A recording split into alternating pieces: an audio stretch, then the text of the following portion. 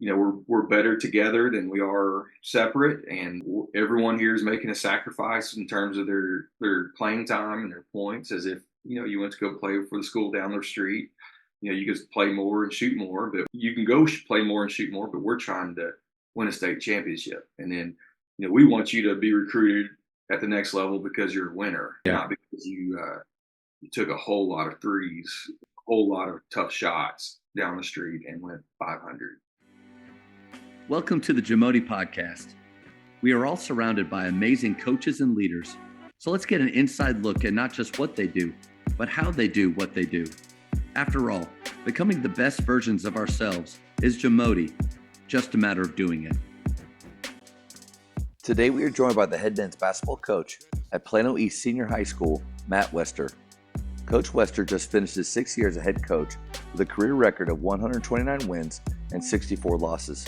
He led the Panthers to one of the greatest high school basketball seasons in Texas history. They finished 6A state champions with a perfect 40-0 record with an average margin of victory of 24.5 points per game on the season and finished in the top 10 in all national polls. Coach Wester earned Coach of the Year honors from the Dallas Morning News, Inside High School Sports, TABC, THSCA, and was named Max Prep's National Coach of the Year. He's coached at every level you can, from elementary, junior high, 9th grade JV varsity assistant, and to being a varsity head coach. In addition, he's added 3rd grade soccer coaching to his resume. Before we hear from Coach, take a moment to subscribe to our podcast and follow us on social media at Jamodi Podcast. I was thinking of a way, how to start this talk. And one, because, you and I go way back to the Naaman Forest days, which was 16 years ago. 17. I've been in it for 17. So yeah, it was my first year. Yeah. But my thought was like kind of, you did it, man. And here's what I mean by you did it is because there are obviously other state champions. Every year we have one. When I say you did it, you were at Naaman Forest as a freshman coach. You worked your way up there. You worked your way up the Plano East line to take over. And then you're the head coach. And after years of working at that, you grow this group from junior high up, no huge transfers and no 5-stars. And you go 40-0, perfect season. Like you did it. Like, that's the only thing I can think of with saying is you did it, man. I don't know. I think I've hit every stage of coaching from the bottom all the way to the top, from, volunteer coaching to freshman B team to, like literally every step. I'm coaching 2nd grade soccer right now. That's a different step, but then, that'll humble you real quick right there. Yeah. And then JV basketball, varsity assistant basketball, a little bit of success there. Head coach at a big school, getting thumped and beat down, badly early on, and then just kind of built it up to, I don't know. Did you see the news this week? I got named Max Prep's National Coach of the Year. Yeah, I did see that. That's incredible. Yeah. So it's just kind of I hit every step all the way to the state championship. And that's what I'm saying is like it is super unique. And I wonder, I'd like to know, obviously there haven't been many, if any, undefeated runs like you had, but also your story, because like there are those teams that win state and they have this incredible group of players that maybe they've been there for a little while, or most likely a bunch of them have come later on. And, but the coach too has a unique story of maybe had been in college and, all this stuff, but your story of getting there, like to me, it's one that all of us coaches, like we can get behind you, we can root for you. And like, maybe it helps us believe a little bit more in ourselves, like here's a guy that started from the bottom and now you're here, no, I can't believe it, but it's just, I don't know. It's inspiring, man.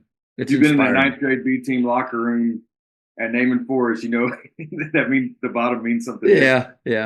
but then I also think the team and the way they did it is inspiring to guys like you and me as well, who aren't going to assemble a team, but we know we can coach a little bit. We just need a group of kids that we can coach that and do something with them, and we did it without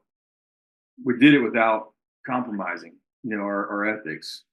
And to that point, it's not that a transfer coming in is always a bad thing or Mhm. something always wrong is happening. Sometimes people move. Yeah, Sometimes people are looking for maybe a better situation and they do it all the right way. Now, we happen to hear more about the people that are out there actively hunting and finding and using any methods for it to happen. Obviously, though, that does make it difficult.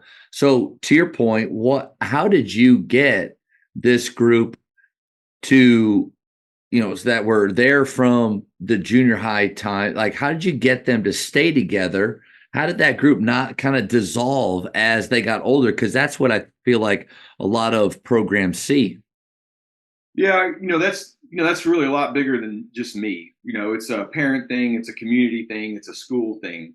But we obviously played a role in it, and I would say there was probably a little bit of dissolving, just because there were so many good players in the group that a few of them picked to go straight football, a few of them went to a different school because they're gonna have more opportunities at a different school. But the core group stuck together the whole time, and I, first off, there's like, if you watch this play, there was like a togetherness that was just different, and it was really special because you could tell they were different, like they were friends, and you could see it when they played each other and the way they picked each other up and encouraged each other. And I think we fostered and encouraged that from day one. And I, through a lot of different ways, but then we also, cast a big long-term vision with them, put up there's a hole in the rafters for a banner. We talked about hanging our banner there at the very beginning when we weren't any good. And then we talked about turning Plano East into a basketball school. And so they just took a lot of pride in being on the East Side. And the year all these seniors, they were eighth graders. We went into COVID. We graduated 9 seniors that year. And so Mm. we were bringing back. I think we were bringing back 3 players that had been on varsity, and one of them transferred out. And so, like, there wasn't any Plano spirit wear. There wasn't. So, like, we just started, uh, just pumping them with spirit wear and talking, pumping up the school. And we actually, I think, over the first 2 years of their high school career, we probably put about 20 grand into our locker room because Wow. we talked about making it a basketball school. We just wanted it to be the place they wanted to be. We wanted to have the nicest locker room of all the sports, which we actually already did, thanks to Jeff Clarkson. But we already did, but we uh, put another 20,000 into our little space. And this year, when it kind of all came together, the others, I would walk in there during lunch, and other sports would just be hanging out in our locker room because we had the comfortable chairs and the music, and we had padded carpet. So some of them were Yeah. like nasty floor, but it just we just really wanted to turn it into a basketball school, and I think all that played into them all staying. Man, I love the idea of investing, like investing in, I think all coaches invest in their players, and that is a daily thing when, when we're meeting with them, when we're helping them with skill work, uh, that happens. But there's even more to it than that. And it's like you had some big ideas, and then having the vision is one thing, but then the follow through. And like you said, the parents and community. I think when you try to make your place the place to be, that's what it sounds like you did. Yeah, I mean, that was the plan from the beginning. I'd like at my home for our home to be the place where my kids and their friends want to hang out. And we're working on that to make it the place. But at school, we just wanted that to be a safe place where the gym was open as much as we could. We get it open. We would have as many meals as we could up there together. Play basketball as much as we could together. And they, I think they're all pretty attached to Plano East basketball at this point. Hmm. the goal is to win every game that we play, right? And so you go into the season thinking that way, but you know deep down, and probably your players know too, that the probability of you actually winning every game, it's really small. And so, but you go into it like every team is When the lottery undefeated. is small, yeah. Yeah, every team is undefeated and all that stuff. As you're going through the season, you're 10-0. You're like, okay, great start. You're 20-0. All right, like, man, we got a lot of good momentum. How did that keep the feeling of that keep building? And like, was it ever a pressure that you felt like, golly, like this is a lot, man? We just can we get through the next game? Or like, how did you guys handle that? Yes, that's a good question. I mean, it's really a lot simpler than it sounds. I mean, I'd heard Chris Beard one time say, they're asking him about his success, and he said, "Man, it's really simple. We have one game on Friday, and we're going to do everything we can to win Friday. And if we have to add a defense for this one game because it's going to work in this one game, we're going to win that game." And then, we kind of got there where we're singularly focused on the next game, which I think helps a lot because even like as kids, as coaches, there's a lot of distractions out there. Well, it's a lot worse for kids, particularly like we had 11 seniors this year. 7 of them wanted to play in college, Yeah. and not getting recruited because the portal, like this kid's getting recruited, that kid's not. This college coach is coming to practice, but he's not talking to like all that distraction stuff. Like it's better when they're just focused on the next game. Mm. So we really did that. And, this year, not only did we go 40-0, but we won our games by an average margin of victory of 26 a game for all 40. So we found ourselves in some half times where we're like, hey, we're going to win this game no matter what, because we're just better, but what's the focus? And so we said from day one, it's March 9th. March 9th, March 9th, March 9th. We need to be the type of team that wins on March 9th.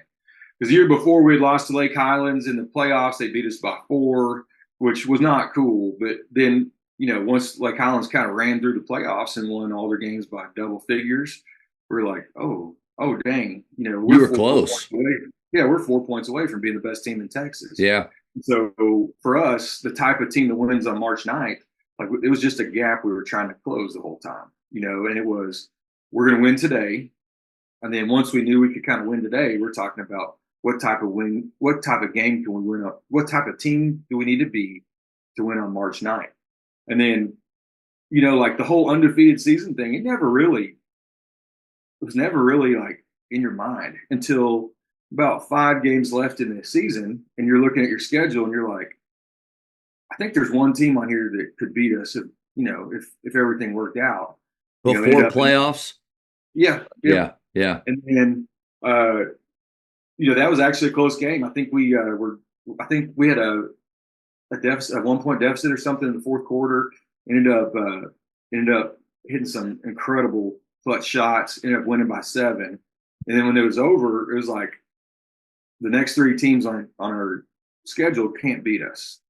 They just can't. And the singular focus of like, hey, we're about to go make history. Like everybody can lose a game or whatever, but we're trying to not only win state, but do something, no 6A team has ever done.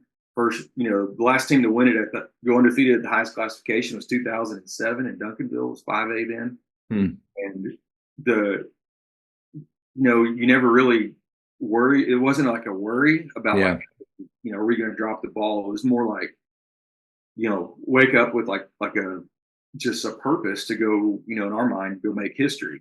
And the focus was intense, and it was really neat. It's not like anything I've ever been through.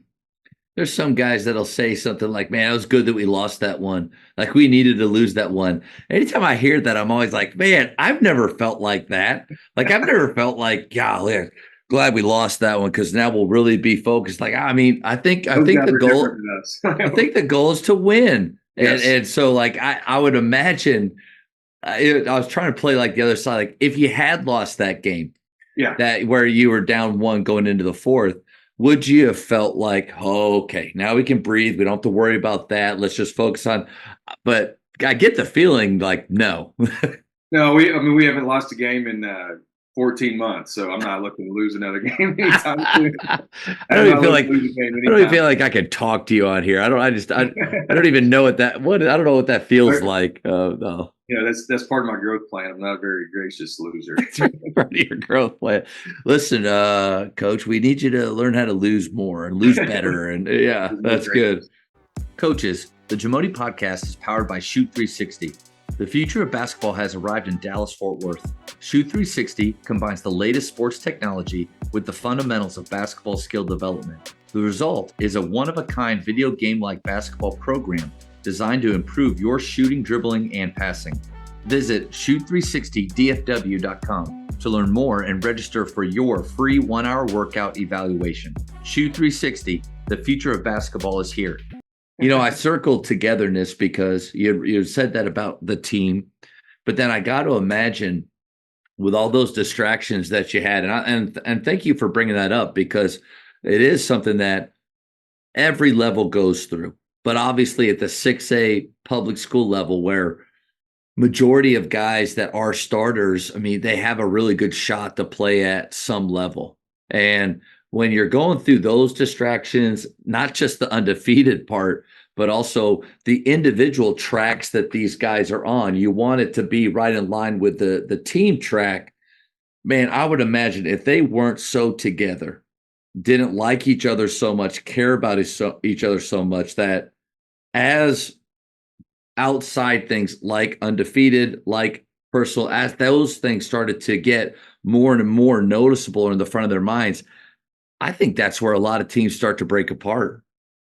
Yeah, no, I can look to, man, just a handful of like moments in our season where it kind of did start to break apart. Where like,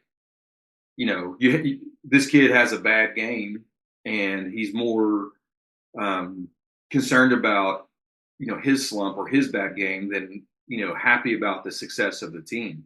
And there's a handful of times where that did happen, and I think if we did anything right, a few times we really did a good job bringing it all back together. And Nice. just like as a leader, you have to say the same things over and over and over, and they believe them, and then like remind them that this is what we're doing, and remind them that at the end of the day, it's all gonna you're gonna end up playing. If you want to play in college, you're gonna end up where you're supposed to be, and it's a process, and it's not easy and it's not fun to be unless you're like a top 40 kid. It's not easy Yeah. and it's not fun, but we're better together than we are separate. And everyone here is making a sacrifice in terms of their playing time and their points, as if you went to go play for the school down their street.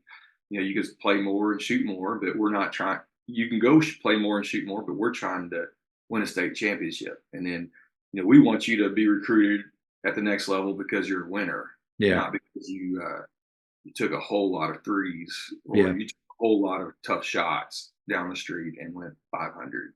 Shawnee Harley talked about culture breakers, the Yeah. things that ultimately, there's a list of every team has a list of things that they feel like will erode and break their culture apart. And I got to imagine, especially when a team is having so much success, that those individual performances, when they're not going well, is that something that like you guys already prepped them for? This is how we're going to handle this situation, because I think if it the more that we can plan for, everybody plans for the positives with culture, like we're going to have a great culture, it's going to go awesome, we're going to have a great season. That rarely happens. Most of the time it's being tested all the time. How did you maybe get ahead of that with some of your players and maybe help with the togetherness that they had? Well, the culture breakers, I'd love to see that list because I don't, I'm not really familiar with it. But when you say culture breakers, I'm like, oh yeah, like Well, it's every team has them. So like you get together with your team before the year and you say, okay, guys, like here's the culture we want to have. Now, what are the things that are going to break that down? I think on the list could be, and it's not like there's a list out there, but it's you oh make okay, the list.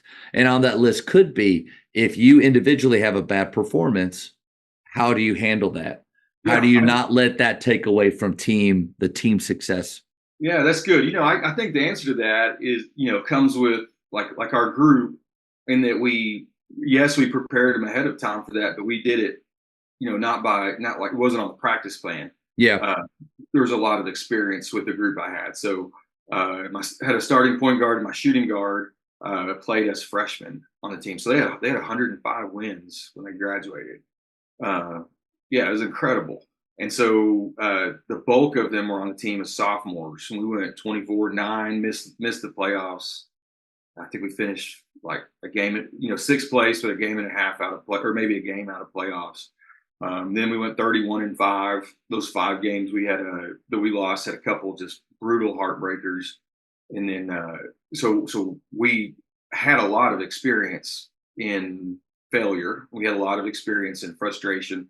And then I think more than anything, we had a lot of success experience in success, and where we would see ourselves be successful. Hey, Plano East basketball is more successful when we pass the ball a lot, when we don't take tough shots, we pass the ball and we run in transition, and then we would catch ourselves walking the ball up the court, no dribble, no pass, one pass, tough shot, and we're like, timeout. That's not how we got here. Yeah. Stick to what we do, stick to what we're good at, stick to what got us here. We're not good at this. You're coming into the game. Some of these kids have 100 games or more, and you're on varsity level, and you're like, hey, you're shooting tough threes, and you don't shoot a high percentage. Stick to what you're good at. And so I think one of our advantages is that we just knew what we were good at, and like being able to stick to that really preserved a culture of winning, because it was like, hey, we can win if we do this, we cannot win if we do that. It's a lot harder. So they knew that, and it's pretty well defined, and we'd kind of been through that together. Good nugget that you said is when you see the habit or the action that isn't what you're good at, that's negative or takes away from what the team is trying to do, man, you got to address it in that moment. Like you got to refocus them there, because in my opinion, coach, that's where slippage happens, is when you allow small things. It's kind of like culture is built by 1,000 little things. Well, slippage happens too by 1,000 little things. And we have to constantly be on guard for it and protect it, right? Yeah. I mean, the leaders have to set the standard and hold people to the standard. I think it's always true, but whatever standard you hold them to, that's what they're going to meet. So if it's a high standard, they'll meet it. If it's a low standard, that's where they'll meet that as well. So it's the leader's job to set that standard and hold the group to it. You mentioned knowing what your guys or your team was good at, and the direction basically you wanted this year's team to go, and that's how you kept reminding them of that, bringing them back, refocusing. Since so many of them started since their freshman year, is the thing that they were good at the same from their freshman year, or was there different maybe focus or style than their sophomore year, than their junior year? Because I would imagine when they're 31-5 and 40-0, there's not a big difference between those two. But how did you adjust maybe the things that they were good at? Yeah, so stylistically, I would say they changed, quite a bit in those 4 years. And then, who they are, their character, what really made them successful, that didn't change. But let's go back. So when those guys were 8th graders, had a good group, senior group, right when COVID hit, 9 of them graduated. I would consider myself like a motion coach, like Bobby Knight, screen, read and react, primary cutter, second cutter. And I think we had a pretty good motion team. And then you go into COVID and all these young kids, and you're bringing back, I think we brought back 6 or 7 points their freshman year. And I knew right away, like, I don't have time to teach these young guys motion. But then you look at them and you're like, I think we'd be really good at ball screens. So we just kind of like jumped all in on ball screens. And started running the ball screen continuity offense. It was really good for us for a couple of years. It was like our base, empty side ball screens, and like we could just kind of in some way or another just mastered it where you really couldn't take everything away. And then, that year and we kind of like with these young guys, there's only so many they haven't learned how to play defense, and there's so much you have to do on defense. Playing a team that can run, playing a team with bigs, guarding the Yeah. post. So we ended up being multiples on defense, and then really their sophomore years when we really hit our stride um, with the ball screen stuff, and we ended up playing a lot of zone that year because I don't really know why. We just ended up being good at it, and then going into their junior year.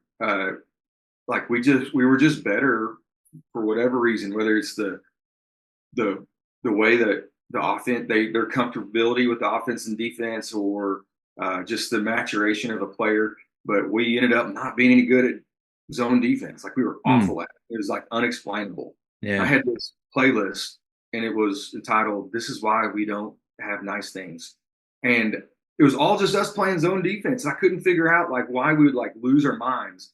So like we just quit playing zone defense, and we were terrible at it. I don't know why. And so Yeah. we do it for like a handful of possessions, and I'd be like, I'd sit here thinking like I think we to win a state championship, I think we're going to need a zone defense at some point, but Mm.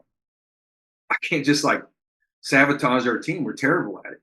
We would work at it and we'd be terrible at it. And then we, so we pivoted to like, just man to man defense. And then we really became much more efficient on our, what I would call like the Villanova style offense. So our primary offense late, halfway through their junior year and all the way through their senior year was, we call it top, but it's like a Villanova style offense, and we still set ball screens in it, but we would use the ball screen continuity differently. Man, I think that's what makes you a great coach is your ability to change and adapt. Also having the self-awareness to realize like, man, for some reason, like this just isn't good. This isn't right for us. I wonder how many years or how many coaches go through a season and then maybe looking back after go, you know what? Probably a bad call staying in that the whole time. But Yeah, you're right on the money. because you believe in it, you Yeah. believe in it, but Yeah. you have And, to use your judgment, right? When do we yeah. bail, or when do we stick to it? And that's why they pay you the big bucks. And that's the art of it, though, I think, too. And I think that's why we study, and that's why we go to clinics, and that's why we listen to podcasts, and we try to keep learning, because this idea that we've arrived or that we know it all or that we've figured out a way to break the system and and have success every year doing the same thing. I mean, I think that alarms need to be going off if we start to think that way. Yeah, no, I agree. I mean, I think high school coaches should be pretty good at that because you don't get to recruit the kids that Most play of us don't get to your recruit the system. kids. Yeah, you don't get to recruit the kids that fit your system. Yeah. Uh, a good example of that is, we some years you have a really good post player, some years you have a bad post player, some years Yeah. you don't have any. And then, I guess 2 years ago, my best post player is a good player, but he was not a back to the basket kid. He was a energizer bunny that could rebound and run, sprint out to ball screens. And then the guy that was playing behind him was a sophomore, just kind of developed really well. He's a really skilled back to the basket player. So we went from having, 2019 was the last time we had a post player we would throw the ball to on the block. And now we have, the first team all state tournament MVP back to the basket type of post player.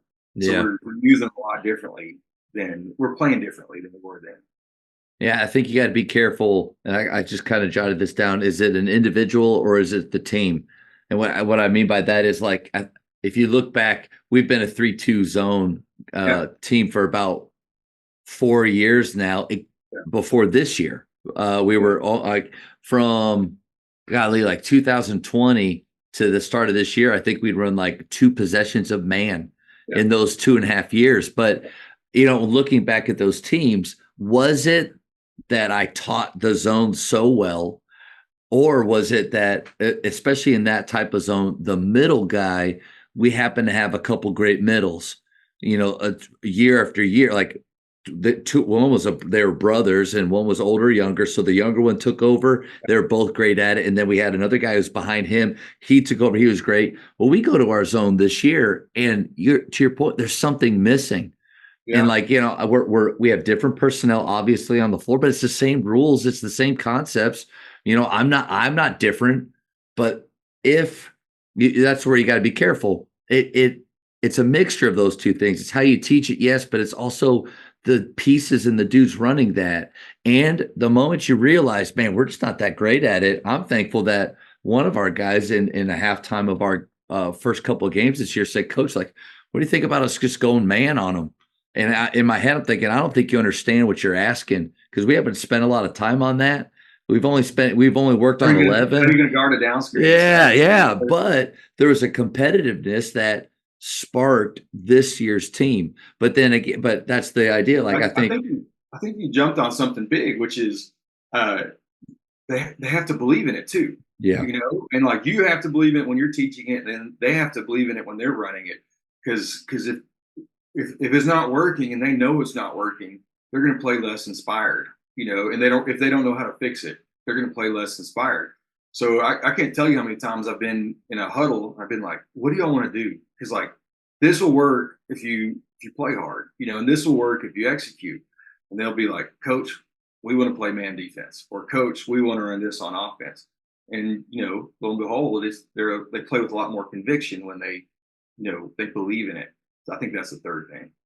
Yeah, that's huge right there. And just because you empower your team to make some decisions doesn't mean that you've lost control. And I think if anything, that as a great sign of maturity is the ability, as the person that is in charge, to be able to give up some of those decision-making moments. Yeah, I think you probably start by giving them options. And then you can do this or this. Yeah. Like, is it 3-2 or a 3-2? No. And then, do what we do, and then like with our group, had a lot of experience. The kids were saying what I would be saying anyways. And so a lot of times I'd let them coach, but just listening, making sure they're saying what I would say to begin with. If they miss something, I'll jump in there and say it too. And I think practices are a great opportunity to experiment with these moments. In my opinion, we rarely want to experiment in games. We rarely want to try or do something that we've just never done before. And when I say like we haven't worked on man a lot, obviously we start with some man-to-man principles. Yeah. We have man-to-man in our tool belt. 11 or 3-2 is just something that we have been pretty much sold out on. And I feel like it's been good for us. But then we completely flipped the script to where there were a bunch of games we never even went to it. But then maybe that's the nice thing about having multiple things to go to. And I've never been really good at this. I'm more of this is our way. We're just going to make it work, kind of a Loyola Marymount type idea. But there's games or times where, man, you make a big change and it just completely alters the way the other team is playing. You are prepared, but I think you don't know if your team can do those things if you're not trying it out in practice. No, I agree. And there's a lot of coaches who hurt their team by being stubborn. So it just takes a lot of judgment to determine whether or not, hey, I believe in this. When do we stick to it and when do we not? Because a lot of coaches have also jumped ship without ever teaching it, and jump ship. And then they're a zone team, and then they're a pressing team, and then they're a pack line team, all in the same season. And, neither one of them is the right way. The right way is to like get, whatever it takes to get your team playing the best.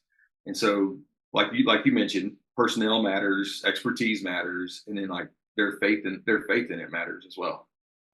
What's up, Coach? Are you looking for a way to elevate your off-season skill development? Well, look no further.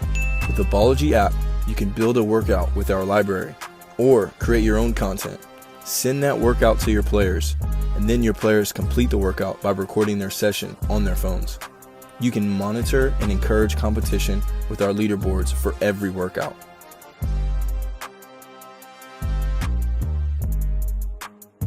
Ballogy offers player development solutions in the palm of your hands.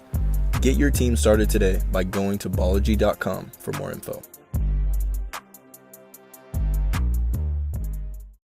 Great point. And my question to you is, as somebody who's had a perfect season, and like I'm just gonna keep throwing. It's just so I'm cool to back. I like say. hearing that. It's so cool to say.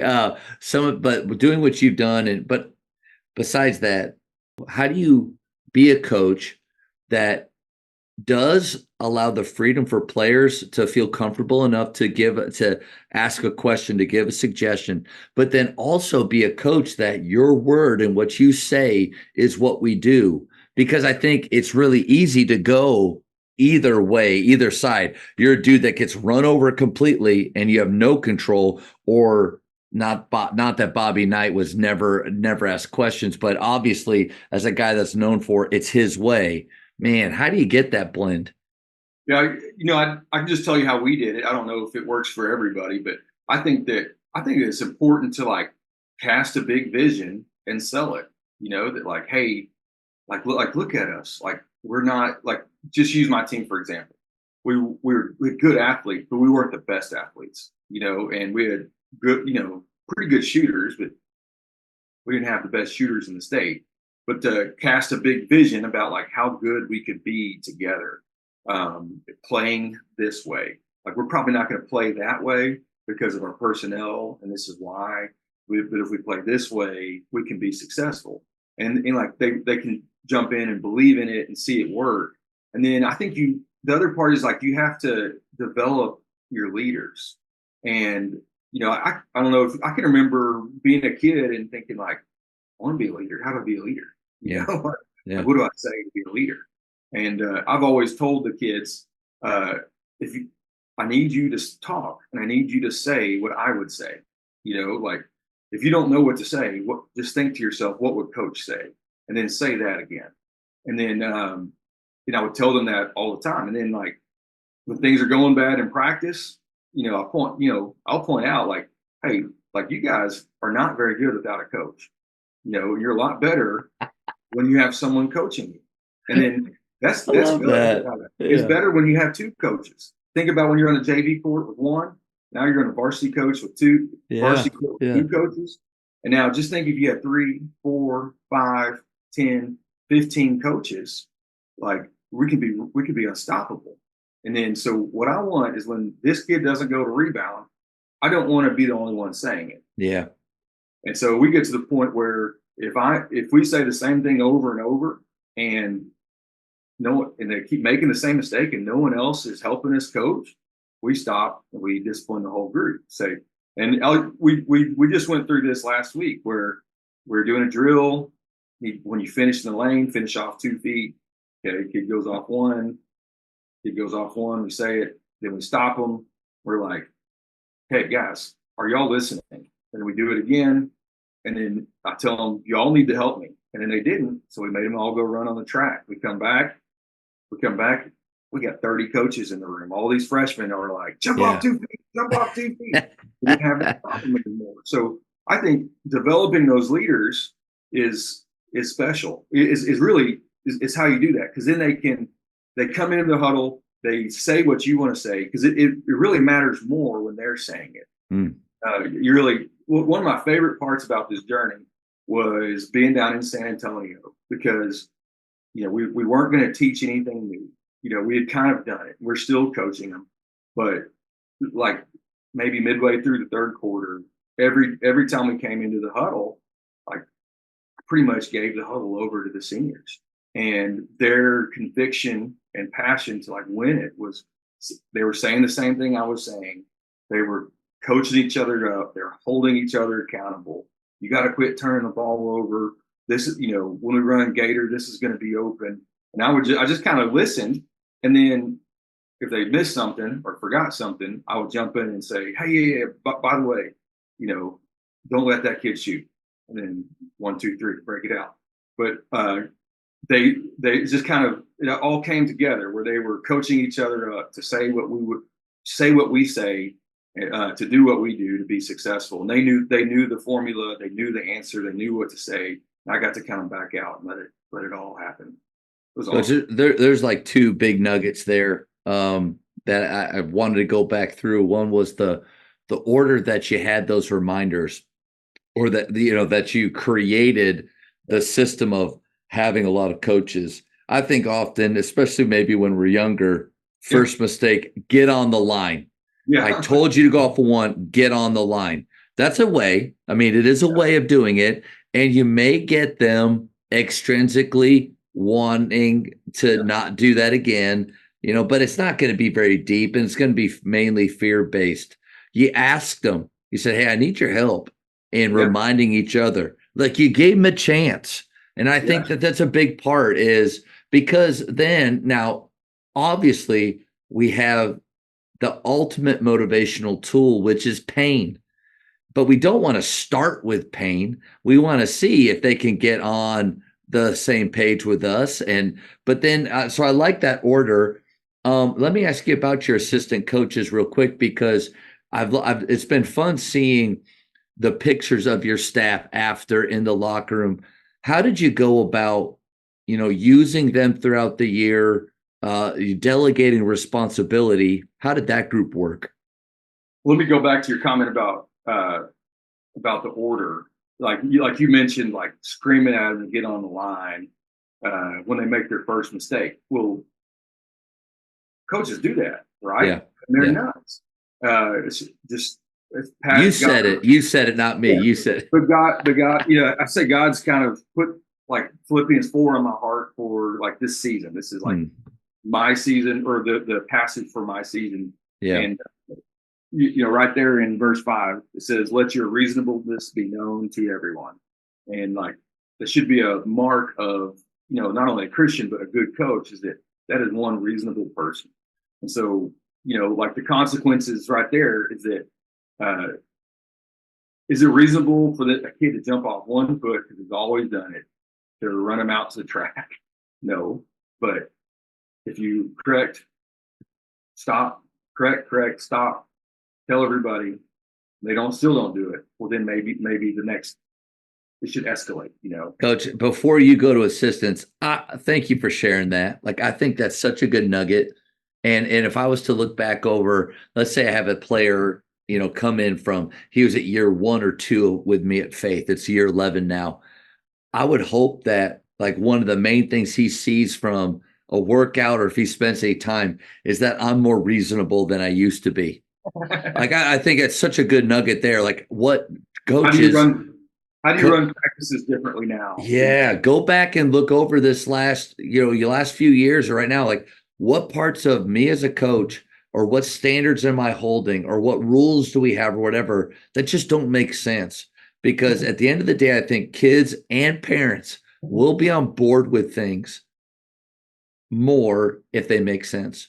No, I agree. And I mean, we could go down the list of things that don't make sense, but I think coaches tear their kids down because they're not reasonable throughout the year, whether it's tearing down their legs or tearing down their confidence. Like a lot of what we've done to our kids and their legs is not reasonable in any way. So I wouldn't want to be in their position either. How did you use your assistants to maybe kind of create this environment too? Well, so they were bought in like the kids. They really were from day one. So my varsity assistant, he was just named 6A assistant coach of the year. Nice.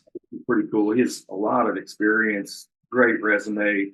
But his first public school, high school job was with me 6 years ago. So we've been together for 6 years. He was an 8th grade coach before that, and then I got the job, got to promote him to JV coach and varsity assistant. And he was really, really bought in. And then we had 2 other varsity assistants before then, Coach Richardson, Coach Lambert, and they really wanted. We have a good, strong relationship. We care for each other, we love each other, so they really want, kind of the way when you and I worked for Clarkson, we really wanted to do well for him. And we didn't want to disappoint him. And so, because of the relationship we've had with these kids, moving them up, all that we've been through with them, like we wanted to do it for each other, and they didn't want to let me down. They didn't want to let the kids down. The kids didn't want to let us down. And so we really were right on the same page. And if we weren't, it was usually my fault because I didn't communicate well enough. But They're like, oh, okay, hold on. I said this, you heard that, and I should have said something different so that we Have could you understand. always been able to like have that level of accountability or self-awareness with yourself?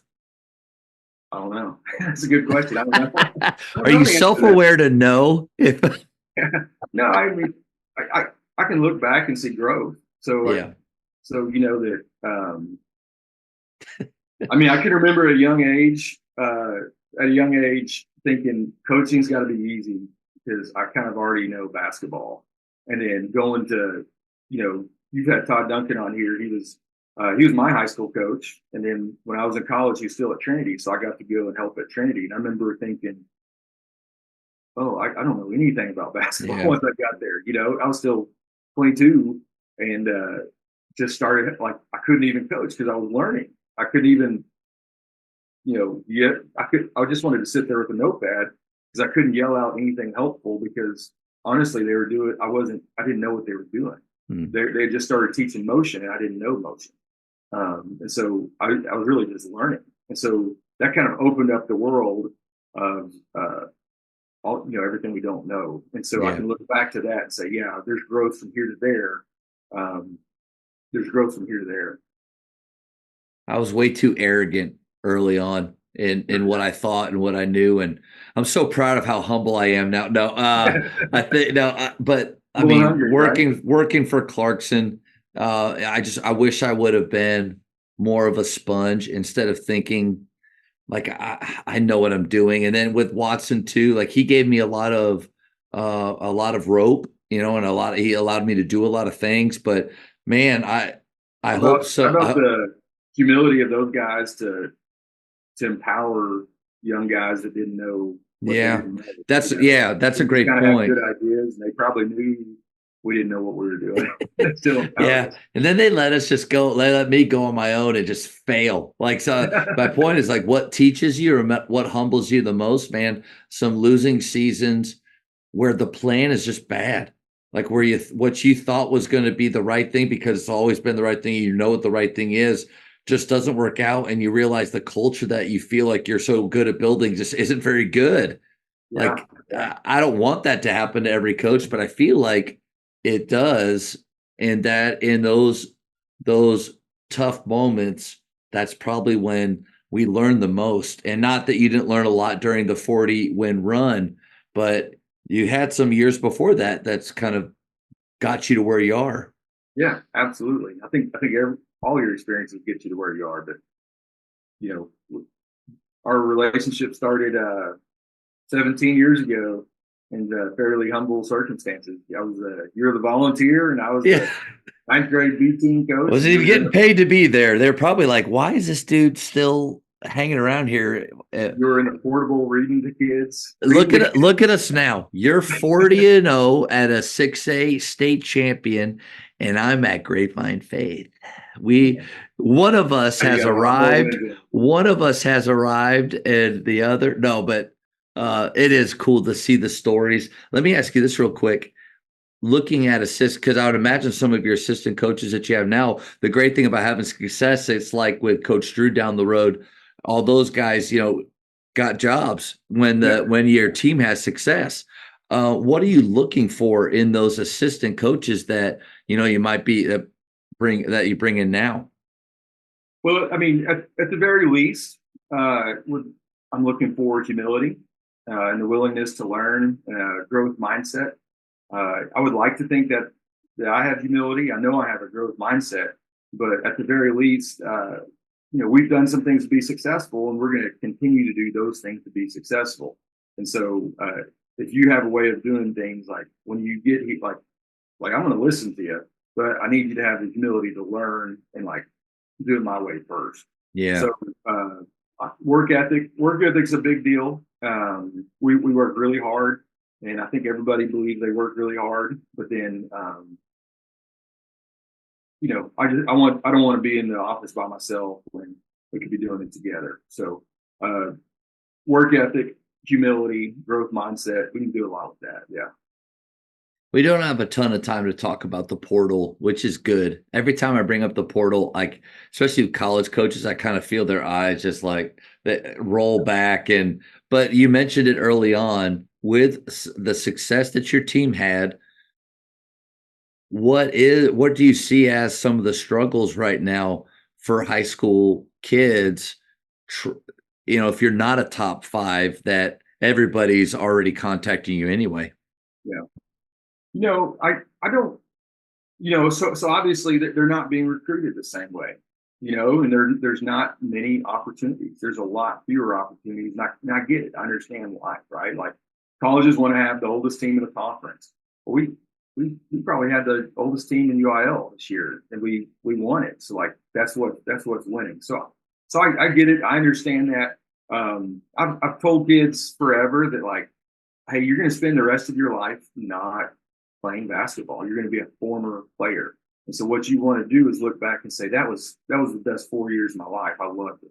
And so, if you have one D1 offer and a few D2s, going to the highest offer is not always going to end up with the best experience. And so what I want for them to do is have the best experience where they can look back and say, I love basketball. I love my coaches. It was the best 4 years of my life. And so I always advise kids, like, if you have a chance to go to college and you have offers from multiple levels, going to the highest level is probably not the best thing for you, because you're probably not going to look back and say that was awesome, because there's going to be a lot of adversity. It's going to be hard. And so with the kids being recruited a little bit less, I think they're going to they're going to end up going to a lower level than they would have a few years ago. I know they're going to go to lower level than they would have a few years ago. I have faith that it's going to be better for them, so that Jordan Mazzell is going to have a couple D1 options, and when he gets there's a good chance he'll go D2. And so I think there's a good chance that would be the most enjoyable experience for him. Yeah. So I don't think it has to be all bad. I just know that, they have fewer options, and they're going to end up going to a lower level than they would have a few years ago.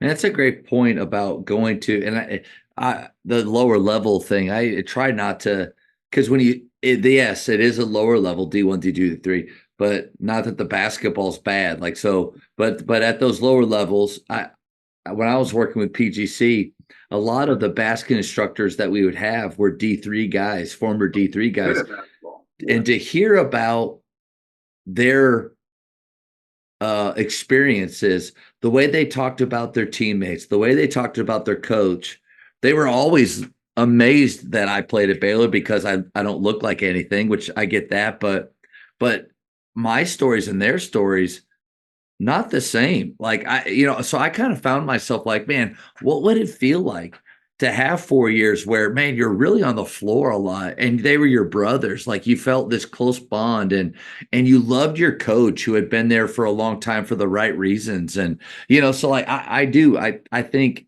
maybe a good thing from how difficult it is that more people will get to experience the great D2s like Lubbock Christian, and some of these great D3s like the ones all over DFW here. I mean, I don't even want to name one, because then I feel like I got to name them all. But like, there's just a lot of great coaches at that level. So that's a good point, man.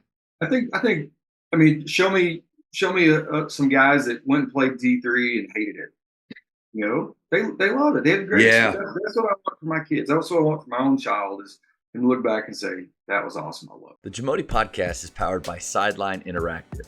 Sideline Interactive is the leading manufacturer for high-quality, innovative scoring tables and LED video display boards that help coaches and schools bring more excitement to fans, create huge fundraising opportunities, and make their jobs easier.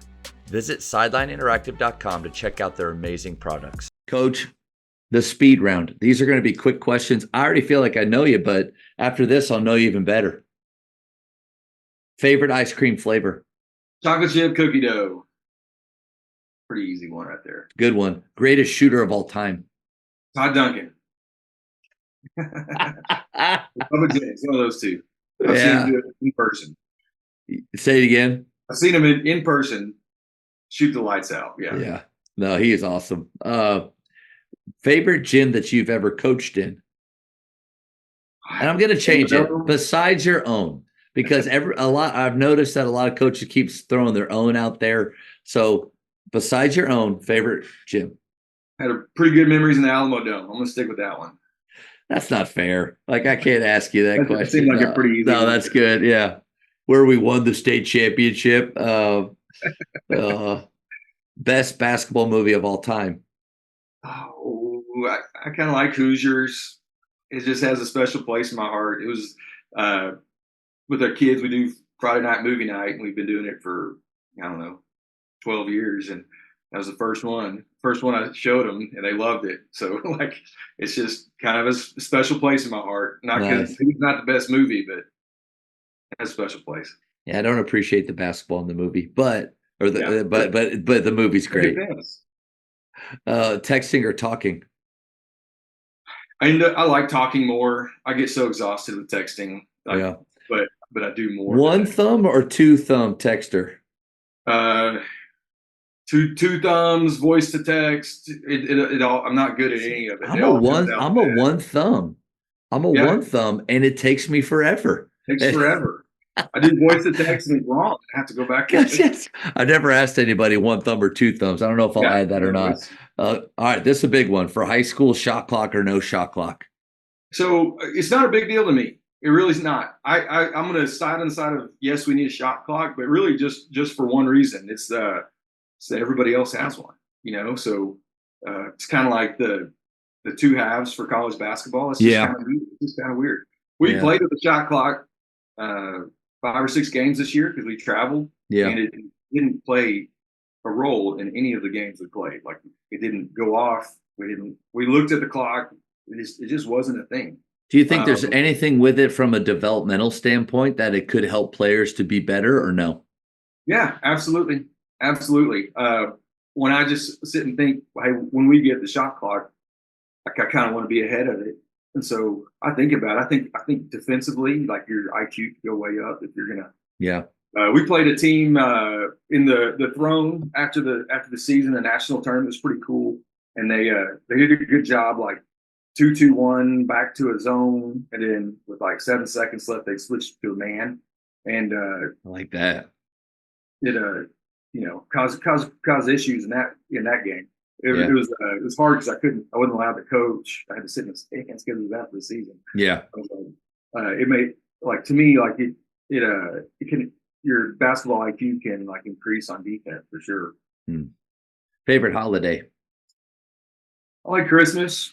Obviously the family, the Christmas, but Christmas basketball tournaments, like going sitting in the stands as a kid and watching Christmas basketball tournaments and having family together is probably my favorite. You're up 3 on defense with 5 seconds left. Do you foul or no foul? Well, there's some nuance there, like, but I pretty much, I like to foul. Yeah. I know one time we were going against, I was assistant with Clarkson. We were playing against Prestonwood, and they had the 2 7-footers, and we decided not to let them shoot the free throw and try to get the rebound. Oh, so yeah. We didn't foul. Your ability or confidence in your block out is huge right there. Yeah. Got to be able to maybe sub some rebounders in. You need to get the rebound when they miss it. So, it's kind of interesting. I've never seen this before, but I was at a clinic and I heard Gillespie say, if you're ever in that position, foul, and then when they shoot the second free throw, just violate every time. They're not allowed to miss if you violate every time. I never thought about it. I still haven't seen it. He's like, they shoot the free, whenever they get the ball and they dribble it, you step in the lane. And that way, when they miss, they have to shoot it again. Wow. Have you ever seen that? No. It blew my mind. But like, I'm kind of speechless right now. Like, it blew my mind. Isn't that the cool thing about the game, though? Is, I mean, after years of doing it, like, you still hear new things or learn new things that make you go, huh? Like, do we need to look at that a little bit more? Yeah, let's talk about that. Yeah. Besides the Bible, what book would you give someone? Oh, that's kind of context dependent. Like, who are they and what would they like to read? Okay, coach.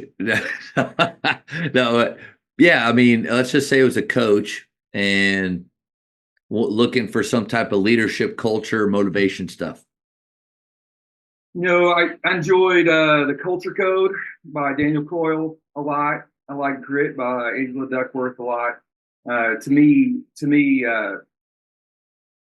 coaching leadership books are also good, or parenting books are good. Coaching Yeah. and leadership books. Are you a big reader yourself? Yeah, I like to read a lot. That's my thing. Yeah, and I've seen you put out some books and stuff before, I think, and you've maybe even asked me over the years. And Yeah, yeah. what's your like kind of? I feel like the habits that we have, and that's one thing we didn't really get into too much, but habits are important, because if you don't run your day's going to run you pretty quick. How do you Yeah. figure out ways to read or find time? So, that's a long answer. We don't really have time for all of that. But one of so we have a read, that's like the culture of our family. Like my wife, she's like I have dyslexia, so I read a lot, but I don't read well. My wife reads really well. She could finish a fiction book in a day easy, and my kids kind of can as well. So we read all the time.